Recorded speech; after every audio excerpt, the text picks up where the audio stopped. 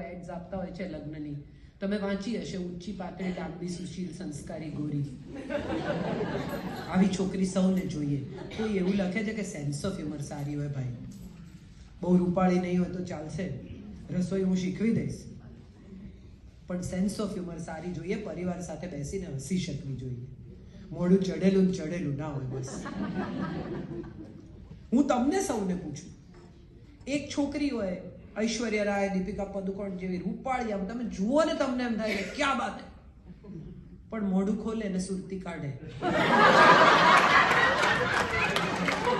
તો છડાઈનો અવતાર.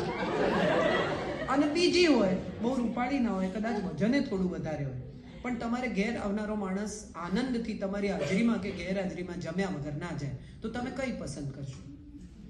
કેમ બીજી લખો છો તો ગોરી, લાંબી, પાતળી. આપણે બધાની પસંદગીઓ બહુ ખોટી છે. આપણે બધા એવું શીખ્યા છીએ કે પેકેજિંગ પરથી વસ્તુ પસંદ કરવાની.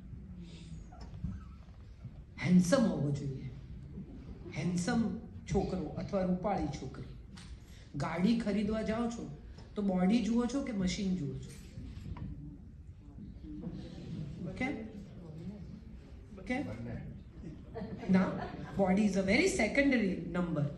First thing you look at the machine, the performance, the horsepower, the tire size, the average, and then the body comes in. But when it comes to selecting people, friends, spouse, everything, શું કપડા પહેરે છે યાર, એટલે તમને ગમી ગયા? તો મેનિક્વિન ગમવી જોઈએ, એ પણ બહુ સુંદર કપડા પહેરે છે. પ્રોબ્લેમ એ છે કે આપણે બ્રાન્ડ્સથી આકર્ષાઈએ છીએ. આપણને લાગે છે કે બહુ સારા કપડાં પહેરતી વ્યક્તિ, બ્રાન્ડ્સ વાપરતી વ્યક્તિ બહુ રસપ્રદ હશે, પણ એવું હોતું નથી.